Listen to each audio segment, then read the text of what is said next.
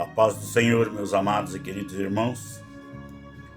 Em nome do Senhor Jesus, mais um momento aqui de meditação na palavra de Deus.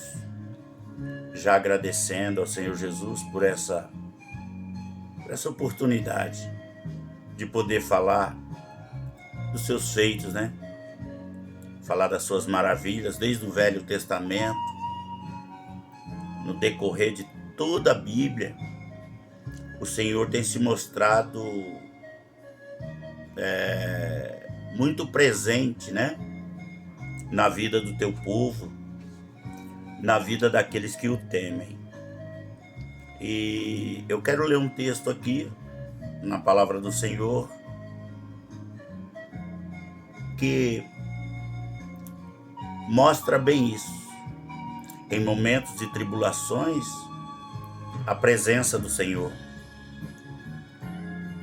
Mas existe algumas coisas que precisamos entender. Que para que Deus se faça presente em nossa vida todos os dias, nós precisamos obedecer algumas regras, né? Obedecer alguns critérios que Ele mesmo determina, né? O Senhor, Ele é um Senhor zeloso das coisas sagradas. Ele exige que nós também sejamos assim. E é maravilhoso quando a gente tem o temor e obedece a palavra de Deus. Quando a gente obedece a Deus, Ele tem prazer em nos ajudar nas adversidades. Ele não tira os problemas do nosso meio. Ele não tira os problemas do nosso caminho. Mas Ele nos ajuda a atravessar e a vencer a batalha. É assim que Deus faz. Muitas vezes nós oramos pedindo para que Deus tire as guerras, tire as tribulações, as batalhas. Não. A promessa de Deus é de nos ajudar a atravessar as adversidades, as dificuldades. Guerra nós vamos ter todo dia. Se Deus tirar uma, vem outra. Se tirar aquela, vem outra. E assim por diante. Então a nossa oração tem que ser: Senhor, dai-me força para vencer essa batalha. Ajuda-me nesta guerra. Ajuda-me a atravessar este problema, a vencer essa tribulação. Assim é a nossa oração. Amém? Nós vamos ler um texto e vamos ver, né? Vamos ler uma passagem, melhor dizendo, e nós vamos entender o que é isso. Que Deus poderia livrar pessoas daquela situação.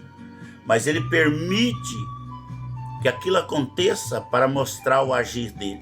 É no meio da tribulação, é no meio das adversidades que o Senhor se faz presente e quem está ao redor vê a mão de Deus agindo na minha vida e na sua vida. Amém? Vamos para o texto, em nome do Senhor Jesus. Diz assim a palavra do Senhor. Eu estou lendo o capítulo 3 do livro de Daniel. Capítulo 3 do livro de Daniel. A história é muito longa. O texto é muito longo, aliás. Eu vou ler algumas passagens aqui, nós vamos falar um pouquinho, tá? Capítulo 3 de Daniel, a partir do verso 12. A partir do verso 12. Amém? Diz assim: há uns homens judeus que tu constituísse sobre os negócios da província de Babilônia, Sedraque, Mesaque e Abidnego. Estes homens, ó rei, não fizeram caso de ti. A teus deuses não servem nem a estátua de ouro que levantaste, adoram. Então Nabucodonosor, com ira e furor, mandou chamar Sedraque, Mesaque e Abidnego e trouxeram a estes homens perante o rei. Falou Nabucodonosor e disse-lhe: é propósito, ó Sedraque, Mesaque e Abidnego, que vós não servis aos meus deuses, nem adoreis a estátua de ouro que levantei?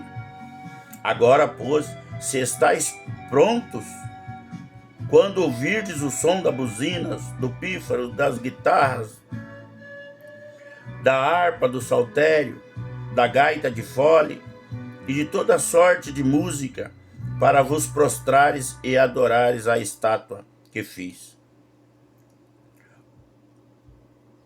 Bom é, mas se não adorares, sereis lançado na mesma hora dentro do forno de fogo ardente.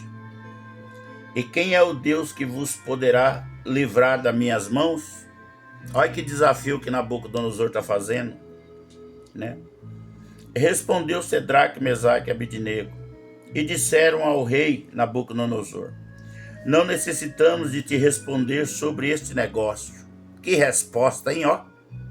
Cabra corajoso, Daniel. Ele dá uma resposta. Vou até repetir.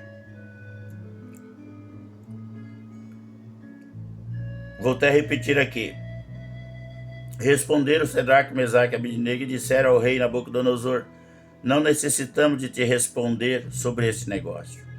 Ao 17 diz assim: eis que o nosso Deus, a quem nós servimos, é que nos pode livrar. Ele nos livrará do forno de fogo ardente e das tuas mãos, ó rei. E se não fica sabendo, ó rei, que não servimos a teus deuses, nem adoraremos a estátua de ouro que levantaste. Então Nabucodonosor encheu-se de furor e mudou o seu aspecto do seu semblante contra Cedraque, Mesaque e Abidnego. Falou e ordenou que o forno se aquecesse 7 vezes mais do que se costumava aquecer. E ordenou que aos homens mais fortes que estavam no seu exército, que atassem Cedraque, Mesaque e Abidnego e os lançassem no forno de fogo ardente. Então aqueles homens foram atados com as suas capas, seus calções e seus chapéus e os seus vestidos, e foram lançados dentro da fornalha de fogo ardente, porque a palavra do rei apertava e o forno estava sobremaneira quente. A chama do fogo matou aqueles homens que levaram Cedraque, Mesaque e Abidnego. E esses 3 homens, Cedraque, Mesaque e Abidnego, caíram atados dentro do forno de fogo ardente. Amém? Agora presta atenção aqui no verso 24, com muita atenção. Aonde a presença de Deus está na hora da tribulação. Diz assim: então o rei Nabucodonosor se espantou e se levantou depressa e falou e disse aos seus capitães: não lançamos nós 3 homens atados dentro da fornalha? Os homens responderam e disseram ao rei: é verdade, ó rei. E respondeu e disse: eu, porém, vejo 4 homens soltos que andam passeando dentro do fogo, e nada há de lesão neles, e o aspecto do quarto é semelhante aos filhos dos deuses. Amém, meus irmãos? Glória a Deus por essa palavra. Louvado seja o nome do Senhor Jesus. Essa história é muito conhecida, muito pregada, muito falada, né? De 3 jovens, na verdade são 4, mas nesse texto aqui, Daniel não está incluído, né? Ele ali está falando desses 3 jovens que faz parte da equipe de Daniel, foram trazidos juntos, né, para a Babilônia. Mas a fé desses moços, o rei constrói uma estátua. Existem deuses, meus irmãos. Hoje existem muitos deuses na nossa vida. E tem muita gente adorando outros deuses. E às vezes não é só questão de imagem, de madeira, de gesso, etc. Às vezes adorando até pessoas, pai, mãe, filho, filha, marido, mulher. E a gente não deve fazer essas coisas. A idolatria, na verdade, ela não pode alcançar nenhum nível no nosso meio, porque nós servimos ao único Deus. E a idolatria, ela faz você se tornar escravo. ou escravo do marido, ou da esposa, ou dos filhos, ou do pai ou da mãe. Você se torna escravo. E nós somos escravos, servos. Servo quer dizer escravo. Servo do Senhor Jesus. Ele nos tirou do mundo da escravidão, da maldição, da perdição,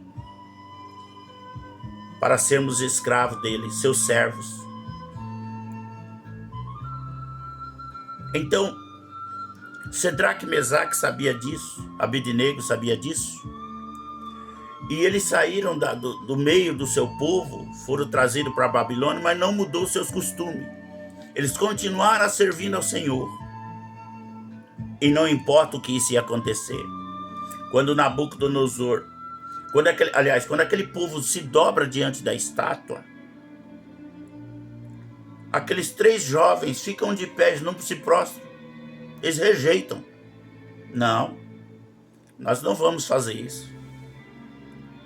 Porque com certeza ele sabia que ia entristecer o coração de Deus. Com certeza ele sabia que aquilo seria uma afronta a Deus.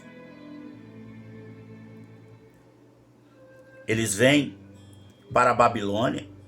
Eles vêm, para o palácio do rei, servir ao rei. Mas eles não deixam de servir em primeiro lugar o Senhor Todo-Poderoso, Criador do céu e da terra. Então eles são ameaçados de morte. A fornalha é aquecida 7 vezes mais. Nem isso abala aquele jovem. Eu fico abismado com a resposta. A resposta que um daqueles jovens dá ao rei é de uma sabedoria tremenda, né? É de uma sabedoria incrível que é dada daqueles moços ao rei. E isso é maravilhoso, meus irmãos, porque a ousadia mostra o quão confiante a gente é na presença de Deus. Então, eu quero ler aqui, né? Eu quero ler aqui essa passagem que eles respondem. Primeiro que ele diz assim: não necessitamos de te responder sobre esse negócio. Eis que o nosso Deus, a quem nós servimos, é que nos pode livrar. Ele nos livrará do fogo, do forno e do fogo ardente, das tuas mãos, ó rei. Então essa resposta desses moços, eles são confiantes. A Bíblia vai dizer que o rei fica furioso, irado, e o inimigo fica. O inimigo fica furioso, meu irmão, minha irmã, quando você não atende o desejo deles. Eles ficam furiosos. E querem te atacar de todas as maneiras. Mas aquele que confia no Senhor não teme a fúria do inimigo. Não, o inimigo vai fazer de tudo para você negar o Senhor. Vai fazer de tudo para você se prostrar diante deles. Não faça isso em hipótese nenhuma. Em hipótese nenhuma, que Deus vai estar contigo. Deus vai te livrar. Deus vai te dar fortalecimento. Mas Ele vai te livrar dentro do problema para as pessoas verem o tamanho do poder de Deus. Quando Nabucodonosor faz esse desafio, ele não está desafiando Sedraque, Mesaque e Abednego. A Bíblia é clara que ele desafia a Deus, que ele diz: quem é o Deus de vocês para livrar vocês da minha mão? Ali ele desafiou Deus. E o inimigo, ele é desse jeito, desafiador. Ele desafia o nosso Deus. Ele desafia o Senhor Jesus. E aqueles homens então aceitam ser amarrados e levados para a fornalha. Aleluia, glória a Deus. Que exemplo de fé, de determinação, de confiança esses 3 jovens passam para nós. Então eles são lançados lá na fornalha. E quando eles são lançados, aquelas pessoas que lançaram eles morreram com o calor que estava do lado de fora, imagina lá dentro. E aqueles homens não morrem. Nabucodonosor pelo que dá a entender, tem muitas pessoas ali olhando a execução daqueles 3 jovens. Nabucodonosor olha e fala, mas espera aí, tem alguma coisa ali que não está batendo. Nós não lançamos 3 homens na fornalha? Foi. Mas tem um quarto lá dentro. E eles estão andando, passeando, conversando lá dentro, não está acontecendo nada com eles. Até que os 3 homens saem. E saem da fornalha, e a Bíblia vai dizer que nem cheiro de fumaça nas vestes deles tinha. O 4º homem desapareceu. Era Jesus, que estava ali na fornalha com aqueles 3 moços, mostrando o poder de Deus, que honrou a ousadia daqueles 3 moços. 3 meninos, idade ali entre 18 e 17 anos, faixa etária aí. E eles foram determinantes para hoje nós ter essa história na Bíblia. E também fortalecer a nossa fé em meio às tribulações que se levantam contra a nossa vida. Daniel não estava nesta passagem. Assim como lá na cova dos leões, Daniel estava só. Cedraque, Mesaque e Abidnego também não estavam. São 2 coisas que mostram que a fé é tudo. A certeza de que Deus, em meio à tribulação, em meio a tudo aquilo que é para destruir a sua vida, isso não vai prosperar, porque Deus vai impedir o acontecimento. A tribulação vem, meu irmão. As dificuldades vêm. Mas o Senhor Jesus é contigo. Obedeça a palavra de Deus, que é obedecer ao próprio Deus. Procure andar nos seus mandamentos, se consagrar, santificar. Muitas vezes as pessoas dizem, eu sou pecador. Sim, amém. Mas não usa isso como dispositivo para viver pecando. Cair no pecado é uma coisa. Viver pecando é outra. Viver pecando é aquilo que eu aceitei o pecado na minha vida. Cair em pecado é consequência da caminhada. É uma queda, é um acidente, é uma queda que acontece na nossa vida. Agora, viver no pecado, eu pratico o pecado todo dia e aquilo não me dá peso nenhum. E quando alguém falar para mim, o que é que eu falo? Deus é amor, Deus perdoa. Não é bem assim, tá? Não é bem assim, não caia nessa mentira do inimigo. Tenha temor de Deus, o temor de Deus, a graça do Senhor Jesus é o dispositivo que nos impede de pecar. E Deus, ele vai saber que o dia que você cair em pecado, não foi porque você quis, não foi porque você projetou pecar. É um acidente de percurso. Aí ele fala, cuide para que não caia.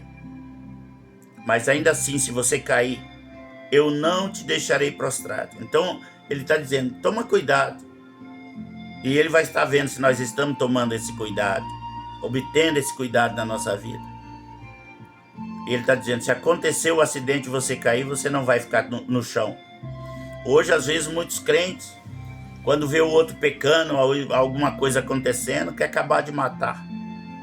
Quer acabar de destruir. Destruir com as línguas, falando maldade.